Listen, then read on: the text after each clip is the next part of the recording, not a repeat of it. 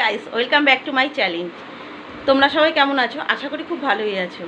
আবার সাজুগুজু করে রেডি হয়ে গেছি, একটা দাদুকে দেখতে যাচ্ছি তার বাড়িতে। আমি একাই যাচ্ছি, মেয়েকে আর নেবো না, ঝড় বৃষ্টির দিন তো, ওর জন্য নিয়ে যাচ্ছি না। চলে আসবো, সন্ধে হয়ে যাবে হয়তো আস্তে আস্তে। তো আজকের ভিডিওকে স্কিপ করে দেখবে না, খুব ভালো হবে। আর দেখতে থাকো সারাদিনটা আমার কিভাবে কাটে। তো চলো যাওয়া যাক।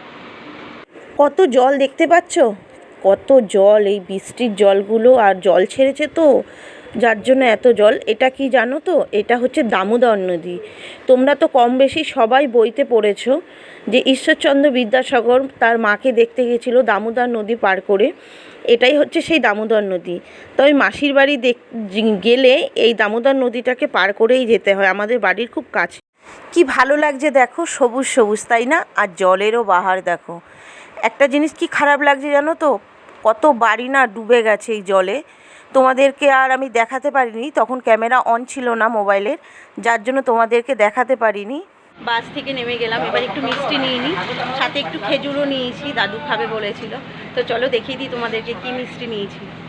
এই যে এই মিষ্টিটা নিলাম আমি, এই যে মিষ্টির দোকান, গ্রামের তো বুঝতেই পারো খুব বেশি আইটেম নেই। তো আমার এটাই পছন্দ হলো, আমি এটাই নিলাম। শুকনো, খুব মানে বেশি জল জলা ভালো লাগে, রসগোল্লাটা অনেকটা রস আছে তো, আর এটা শুকনো মিষ্টি, তাই এটাই নিয়েছি।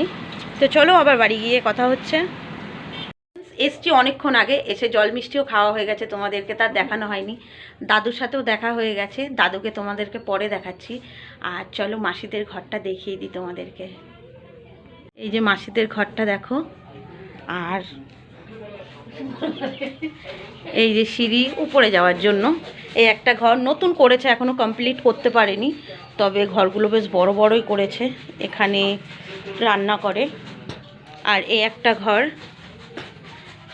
আস্তে আস্তে সব করবে, নতুন সবে করলো তো ঘরটা, যাক ভালোই হয়েছে।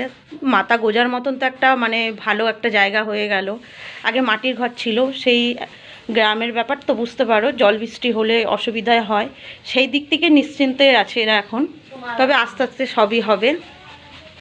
খেতে বসেছি, তো বৃষ্টি হচ্ছে প্রচুর জানো তো, এই দেখো প্রচণ্ড বৃষ্টি হচ্ছে, আর কারেন্টও নেই।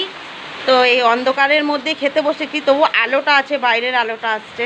কী কী রান্না হয়েছে চলো দেখিয়ে দিই। পেঁপে সেদ্ধ, চাল কুমড়ো শাক, চাল কুমড়োর খোসা দিয়ে আলু দিয়ে ভাজা, চাল কুমড়ো মুগ ডাল দিয়ে, এখানে মুগ ডাল, এখানে মাছ আর মাছের ডিম আছে, আর এখানে দেখো মামিও খাচ্ছে। আর এই যে মাসি, এই মাসিদের বাড়িতেই এসছি। এইটা কিন্তু এই মামির দিদি হয়, মেজদি হয়। তো খেয়ে নিই, পরে আবার আসছি তোমাদের কাছে। তোমাদেরকে তো খাওয়ার সময় দুপুরে দেখালাম বৃষ্টি হচ্ছিল, এখনও হচ্ছে জানো তো। সন্ধে টিফিন নিয়ে বসে গেছি, ঝালমুড়ি মামি মাখছে ওটা, আর ভাই সব পাশে বসে রয়েছে, মাসি আটা মাখছে, মেসোও বসে আছে, সবাই মিলেই খাবো বলে ঝালমুড়িটা বানাচ্ছে। আর খেতে খুব টেস্ট হয়েছিল জানো তো, আমি খেয়েছি তো, পরে আমি তোমাদেরকে ভয়েস বার দিচ্ছি বলেই বলতে পারছি, খুব টেস্টি টেস্টি হয়েছিল। এই যে মাখা হয়ে গেছে, আমাকে বাটিতে দিয়েছে, তো খেতে সত্যিই খুব ভালো হয়েছিল। এই মুড়ি খাওয়া নিয়ে না খুব হাসাহাসি হচ্ছিল, অল্প একটু মুড়ি মেখেছে তো, ভাগে আর কেউ পাচ্ছিল না। রাতে খাবার নিয়ে বসে পড়েছি, দুপুরের কিছু কিছু তরকারি ছিল, আর এবেলা হয়েছে ডিম। কি করবে বলো, রাতে কারেন্ট নেই এদের এখানে, গ্রামের ব্যাপার বুঝতেই তো পারো। আর এটা যেন তো ওই মাসির বড় ছেলে, আর এটা হচ্ছে ছোট ছেলে, দেখো লুকাচ্ছে। আসলে গ্রামের মানুষ তো বুঝতেই পারো, একটু লজ্জা পাচ্ছে ক্যামেরার সামনে আসতে। আমার বাপের বাড়ি তো গ্রামে, তার থেকেও বেশি গ্রাম জানো তো এটা। তো আজকের মতন ভিডিও এখানেই শেষ করলাম, শুভরাত্রি।